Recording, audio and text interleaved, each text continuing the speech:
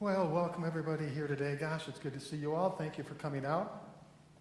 Unity Temple has a mission, it has a vision, and it also has a legacy. What are we going to leave to future generations? And when it comes to our mission here at Unity Temple, our focus is on four things. And it all has to do with the environment of this building. When people come here, we want the environment or the energy to be peaceful. We want it to be uplifting. We want it to be supportive. And we want it to create a sense of well-being. For each and every one of us, well-being can have a different definition. Some of the people that come in here, well-being is simply a hot cup of soup.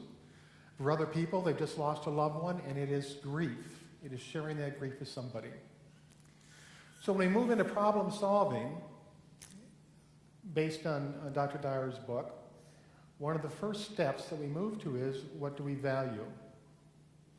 Now, as I was covering this first chapter, I came into disagreement with Wayne Dyer, and I'm sure we all do that with many different books we read. He says there is no such thing as problems.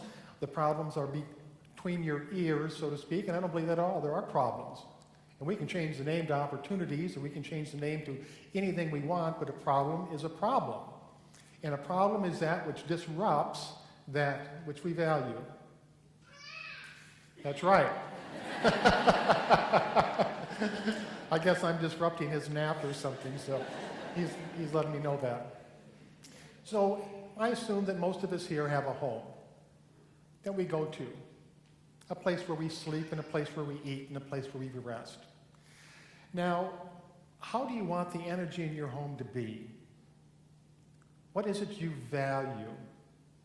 You know, our homes are retreats, they are refuges, they are a chance to move away from the hectic, sometimes chaotic world, and we move into our own little nest.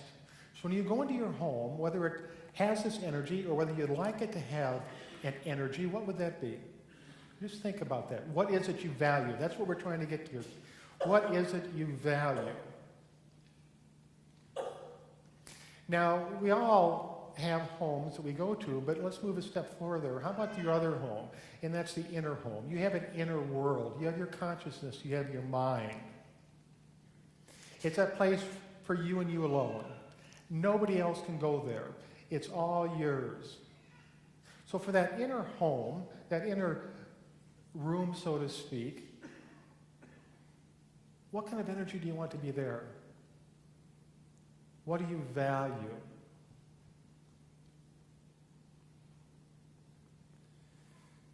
Now, the first step in problem solving is to move in the direction of that which we value. If we're walking down the path of life, we trip and we fall, we get disrupted, we get disturbed, we get disoriented. And the first thing is, what do I value in my life? And then move in that direction. Don't worry about the problem, don't worry about the solution.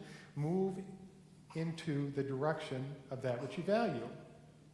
So for today, collectively, let's just say that we all value peace of mind. And when we run into a problem or a challenge of any sort, and our peace of mind is disrupted, the first thing we're going to do is remember what it is we value, turn in that direction, and start moving towards it. And we discover as we do with every step, pretty soon the solutions to the problems that have disrupted our peace of mind begin to appear within us. Now, there's a fellow in the Bible named Isaiah, and Isaiah was a prophet. He was a fortune teller. And he really points out the value of, or the importance of values. And when Isaiah was asked what the future was going to be, he said, the earth is laid to waste. The inhabitants go outside the laws of nature. The earth will be polluted. People will be in severe suffering, and great cities will be in ruin. Then he goes on to say, fresh streams of water will burst forth from the desert. Sorrow and mourning will flee. Parched land will burst forth with flowers, and will be a great time of joy and happiness. Now, it kind of sounds like Isaiah couldn't make up his mind, that he didn't know for sure what the future was going to be. He didn't know how the world was going to evolve. And so he's covering his bases and giving both points. But really what he was saying is, the future depends on what we do now, what we value, and based on our values, we make choices that support that or promote that, and it is those choices that outpicture with our future. The future of humanity on Earth is up to us, collectively as a whole, the human species. Every other species pretty much depends upon us. And what we hold as a value and what we make choices on in regards to that value is what's going to happen. It can be war or peace, whatever we determine it to be. So that's the importance of a value. Establishing a value in your life, and no matter what happens, that first and foremost is what needs to be restored. Now, the second step in solving problems from a spiritual viewpoint is recognizing that you have the ability within you to do that. You're intelligent. Your intelligence is greater than anything known in the universe. And it doesn't make any difference what your IQ is. It doesn't make any difference what grades you got in school. You are a learner. You can learn. So when you move into a situation or a circumstance that's problematic or it's challenging or it's a setback or it's an upset, just know that you have within you the ability to move beyond this problem, either to solve it, to overcome it, to rise above it, to move beyond it. You've got that within you. You have to trust that. You know, every other creature on the earth does. Whatever problem they come in contact with, whether it's an ant or an antelope, it doesn't make any difference, and they solve that problem quickly. They begin to move in the direction that will take them towards what they value, which is safety and survival, and away from the problem. Let's go back in time for a moment. Take a glance at the past. There was a time for each of us when we were in the first grade, and I'm going to talk about my personal experience, but relate to it as your personal experience.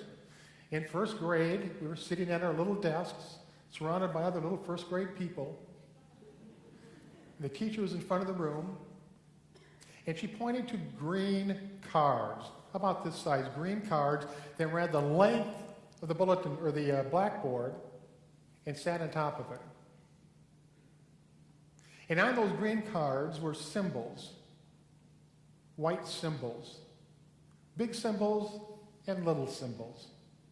26 big symbols and 26 little symbols. And the teacher told us, you got to learn them by heart. That's what you're going to do.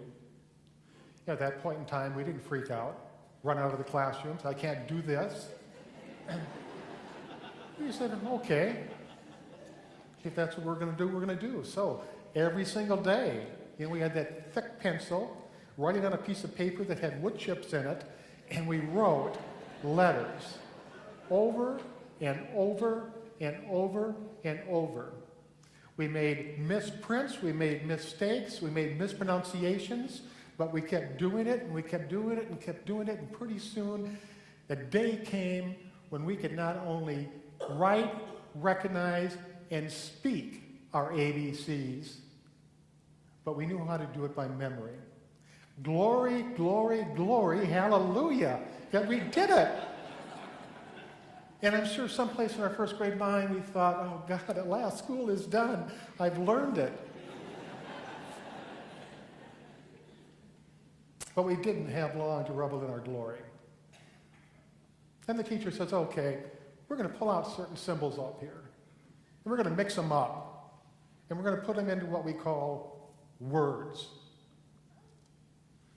You scratch your head, words. And then we're going to take the words and we're going to put them into sentences. And when we move into sentences, we have a whole different language that we have to learn, which is called grammar. There are punctuation marks. There are prepositional phrases. There are dangling participles. All of this stuff came down upon us, and we never realized that this venture into learning our language was going to be a 12-year venture, or even more. But we did it. And we made mistakes. We failed, and we failed, and we failed, and we failed until we got it right. Or until we got to the point that it was comfortable for us. We could do it. Now, the next time you face a problem or a challenge, and I don't care what it is, because the principle is the